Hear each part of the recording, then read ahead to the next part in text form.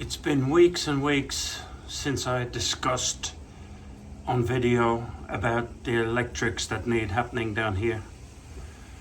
But I still haven't called the electrician because something was on my mind and I couldn't figure out why I was procrastinating about the electricity.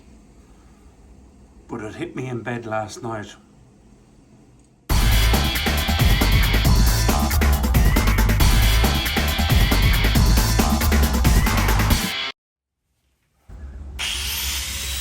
So I'm down in the bunker today to make some prep work before I call Eddie. And that should happen fairly soon once I've got this sorted out.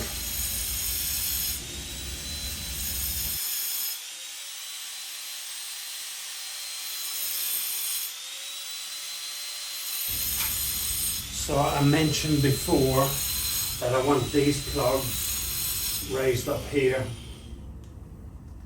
But the thing that was on my mind was I've now decided I don't want the conduit to be visible. So I want all the cables in the wall coming out behind the plugs, invisible. Also the conduit up there, I'm going to cut a channel and bury them in the wall and then plaster the wall.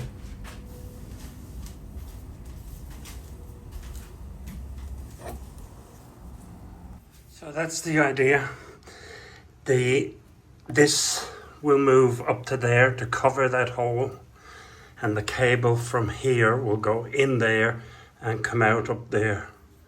And I'll leave the yellow strap there for Eddie to pull it through. And this part of the wall to about that height will be panelled to hide the conduit and hide the vacuum duct.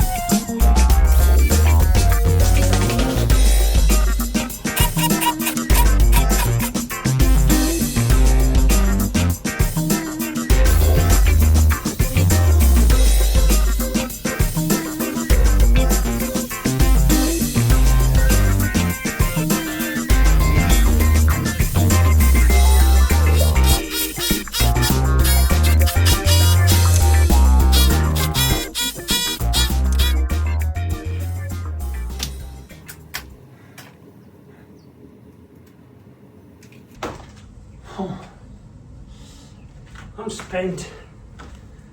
All the energy's gone. So I'll call it quits for today. But I did achieve a good bit, a lot. So I cut in the channel there into the top of the wall, right over to the bend in the light cable, down the wall here. So I'll nail them into the grooves tomorrow and cover them with cement and then plaster the wall, and hopefully you'll never know they're there. I also ran that conduit there, goes through the wall, up to the ceiling, across to the middle of this wall, because there'll be a light on the back of that wall. Then it runs around the back of that room and over to the middle of this wall. There'll be a light on the back of that wall too.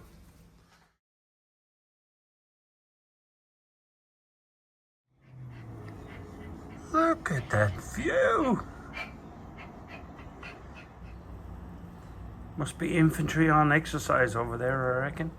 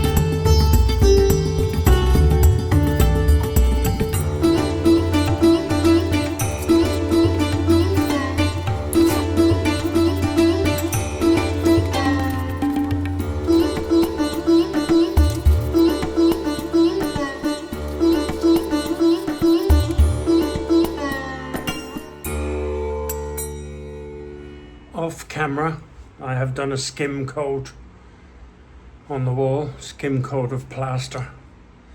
Now I'm going to do the sandstone coloured final coat. If you're ever going to mix this stuff, for God's sake, do it outside and use a mask. The dust off of this will not just be bad for you, but it attacks you. Even the tiniest little bit will cut your throat.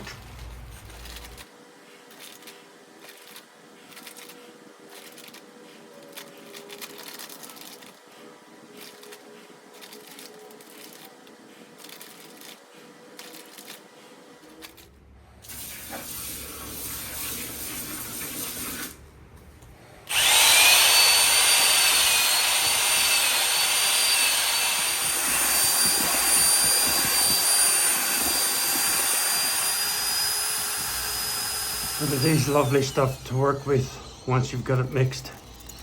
It's very creamy, sticks to the wall really well. I recommend it. It's about $18 a bag compared to about $8 for regular mortar, but well worth it.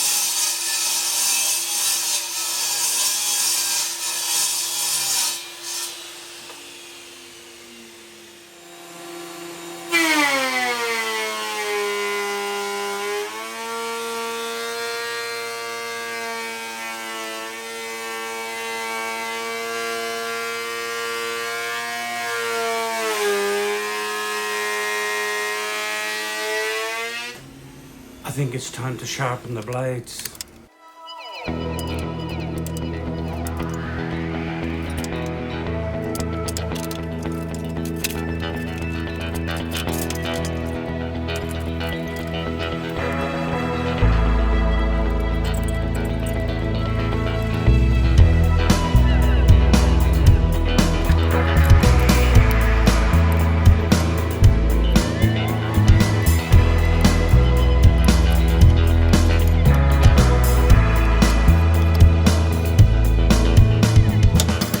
Double-sided blade, but both sides need sharpening.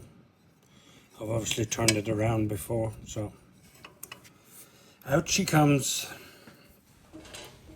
There's two blades, but I'll do them one at a time.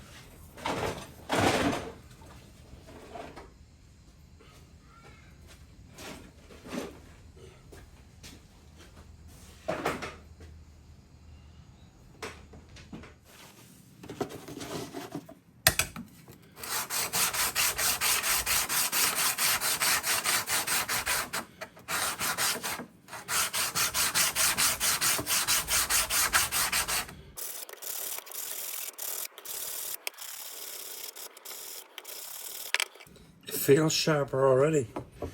I've got the burr off it, but we can do better than that. That's 200, 400, 1000. That's just for the back, the flat. I've tried to find a professional blade sharpening man to sharpen my blades for me. And I did find a professional blade sharpening man, but he said he can't do these straight blades. First was 120, then 320, now 600.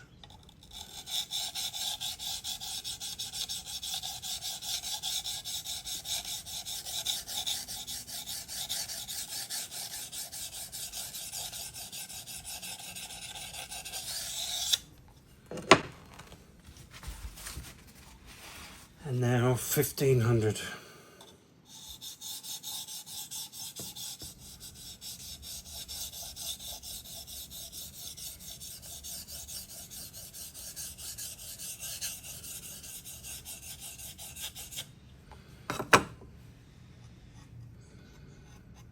Well, they look better and they feel better already.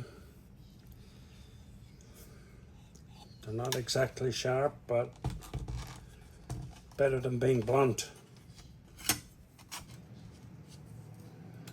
This holder thingy, this thing, is meant for kitchen knives, so it doesn't actually work for these blades because the angle is too sharp, too steep, I mean. So I'm just using it as a holder. There's a nail dent there.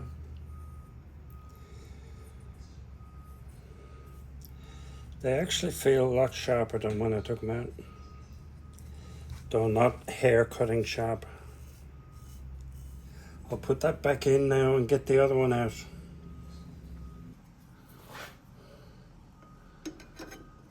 I always worry about putting them in the right way around. I think that's the right way around. Spins in that direction, I suppose.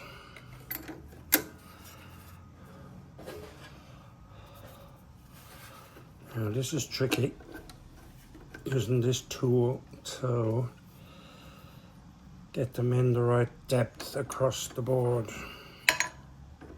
My hand sharpening effort is probably better than the burrs that are on it, so it may not be perfect, but it's better than what I got. And what I got at the moment is this set of blades, which is double-sided, and three other sets of blades. One other double-sided and two sets of single-sided blades. And they're all in need of sharpening. So I'm just going to do this set that's coming out of the machine and put them straight back in. But I'm doing a bodgy job by hand.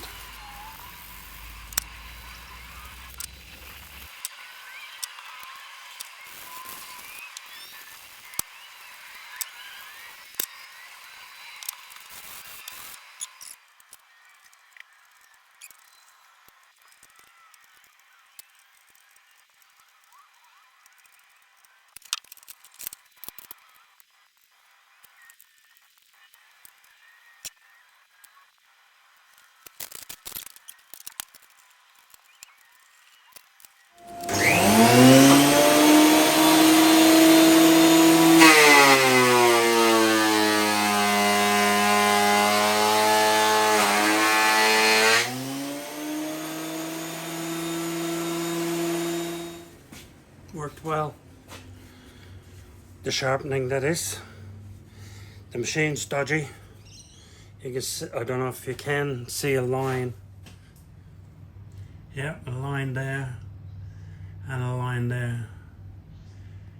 That means the roller that feeds it through is not, it never was a good operator. But I just want to get it clean and then I can sand it to what I want and sand out those bumps. But the sharpening went well.